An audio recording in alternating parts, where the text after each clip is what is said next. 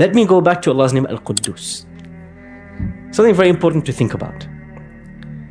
A few months ago, I was running a weekly class just for women, just for sisters. It was an open question and answer session. And for me, this was a good test to understand what do our young sisters think about, because that reflects in their question. What's on their mind will come in the question. 7 out of 10 questions, just imagine, what could it be about? What do you think? This is a specific group of young sisters at university, about 110 of them. What do you think the vast majority of their questions were about? The most common questions I got was about cosmetics. Makeup, nail polish, mascara, eyelashes, bleach.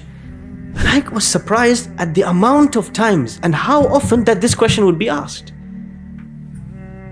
And I realized, and I asked them, why are you asking this question? Why is it that I keep getting more and more questions about physical appearance? Someone said it. Somebody was honest enough to say why it is that we keep asking these questions. They said we crave the attention of men. And so our main concern, a lot of us are concerned, we're constantly thinking about how are we seen? How do they perceive us? Do they give us attention? And this is not limited to women, this is also to men today. Because today we live in the world of social media. And everybody on social media is giving you the perfect image of them. In fact, it's not even the image, because there's so many filters and edits. That's probably, if you know, sometimes this happens in marriage proposals. You get the picture. Okay, mashallah, very beautiful. You go to meet the person. Is it the same person? The picture was so edited, photoshopped, so much, so much cosmetics, so much was different from the picture, and in real life you're looking, you're thinking it's not the same person. We live today in the world of people being obsessed with image and the perfection of image. And everything they do on social media is to put out this mask, I am this perfect person, look at me.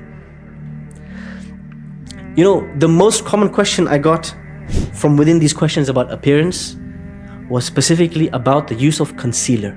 It is a type of makeup, a type of powder used by women to conceal, to cover blemishes in the face, spots, patches, marks.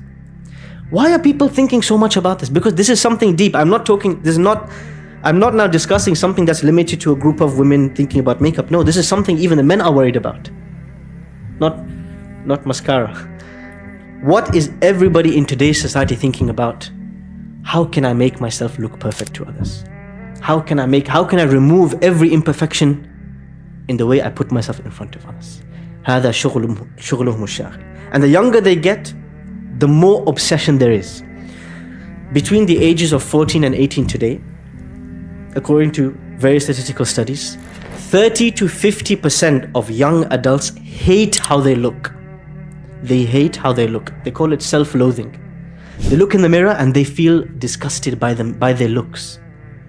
This is 30 to 50% of young adults. Why do you think? What got them to this situation where they look at themselves and they think, I'm ugly, and they're disgusted. They want to cover, they want to beautify, because they cannot stand to even see their look in the mirror. How did we get here?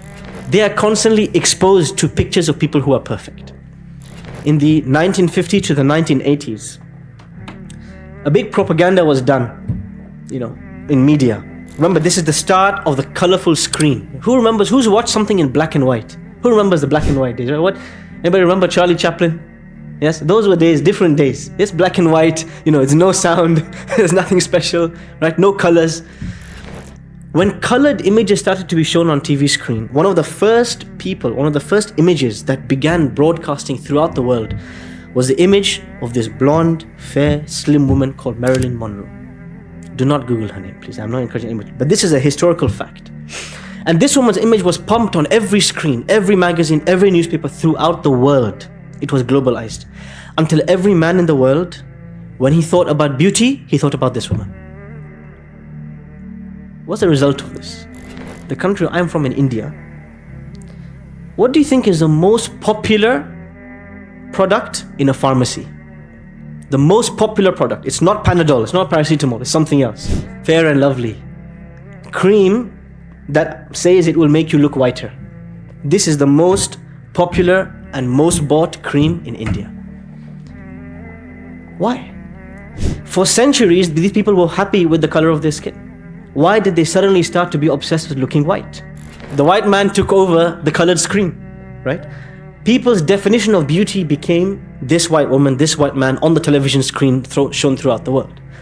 It warped, it changed their idea of beauty to the extent they started looking at themselves and thinking, who is this ugly creature? 1 in 3 young girls between the ages of 12 and 16 harm themselves with a sharp object. Sharp object, I'm not talking about a toothpick, I'm talking about a knife, a compass. They make themselves bleed. They scratch their skin. Why? Because they hate the way they look. 1 in 3 young girls. Then they say to us, integrate into society. Why would I integrate into something that's disintegrating? No, thank you. It's okay. You can keep it. This sad scenario that we have today, this obsession with looks, this obsession with one particular form of beauty and everything else is ugly. A group of sociologists did a study across 5 countries, 4 European countries and 1 Muslim country. I'm not going to tell you the name of the Muslim country. 4 European countries and 1 Muslim country. What did they do? They spoke to 100 people in each of these countries and they asked them a number of questions, all about this. How do you feel about your beauty, your body? You hate yourself, you love yourself, you appreciate, where is it? Where are you in the spectrum? And why do you feel so much this way about yourself? Of all the 5 countries that were surveyed, 4 European, 1 Muslim country, the country where people had the most healthy and good appreciation of their beauty was the Muslim country. And these non-Muslim research, they wrote down that it must be due to the hijab. Because Islam teaches you modesty, haya, for men and for women. It teaches you not to flaunt it, not to show all your beauty, but to cover it. Because that beauty is not for everybody to see, for men and for women. So all those brothers who are trying to show their pecs and their 6-packs on Instagram and covering, wearing trousers up to their belly button and then flexing for the camera, and they think we are, mashallah, we are showing haya, we are Muslim influencers. Please read the Quran and influence yourselves to learn about what does haya mean. Haya, modesty, means not to show, not to flaunt, to cover, to hide. Why do people need to know the size of your biceps? Right? This is the obsession of today. When you go into the gym, every gym has one thing in common. There's one piece of equipment every gym has. It's not the bench press, it's something else. It's unrelated to exercise. It has nothing to do with exercise. Every gym has it, the mirror. Why does every gym have a mirror? For thousands of years, people exercised, they never had a mirror. What's the mirror for? To admire yourself. To look at yourself and to be obsessed with yourself. We are the generation of protein shakes, of perfect bodies, obsession, of hating ourselves. And all of this, why? This study that was done across 5 countries, what was the number 1 reason people have reached the position, young people have reached the position, they hate how they look? What was the number 1 factor? The media. Social media. The media. What they watched. The Netflix that they watch, Amazon Prime subscriptions, the movies that they watch. They're constantly exposed to images of so-called perfect, of men and women in a specific shape, in a specific form of beauty, and they are exposed to it again and again and again until they don't know anything else but this. When they look at themselves in the mirror, they don't recognize it. How does this relate to the names of Allah? The Prophet ﷺ is talking to somebody about arrogance. One of his companions says, Ya Rasulullah, Inna al-rajula la yuhibbu an yakuna thawbahu hasan wa na'lahu hasan. People like, a person likes to beautify their clothes and beautify how they dress and how they smell and how they look. Is this arrogance? Is this pride? The Prophet ﷺ said, La, inna Allah jamilun yuhibbul jamal. Allah, one of his names is Al-Jamil, the ultimate beauty. And he loves beauty. There's a saying in English, beauty is in the eye of the beholder. And what that means is for everybody, beauty is something different. It's in your eyes. It's not in the person you're looking at.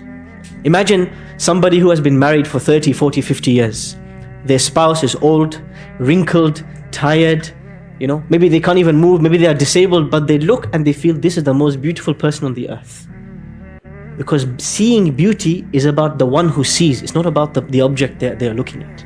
You ask a mother, there's a famous kind of story, I don't know about its authenticity, that a king, he asked the women of his republic, bring me the most beautiful child in this city. And every mother came with their son, or with their child. Why? Every mother sees their child as the most beautiful. Every parent sees their child as the most. Beauty is the eye. You are the one that defines what is beautiful and what is not. If we want to return to a healthy way of appreciating beauty, we have to start limiting what we consume. I'm not talking about food. I'm talking about what you see on social media, what you see, what you watch. Everything you watch, it has an impact on your mind. And the more you expose yourself to that nudity, to that nakedness, to those forms of beauty, the more you will only see that.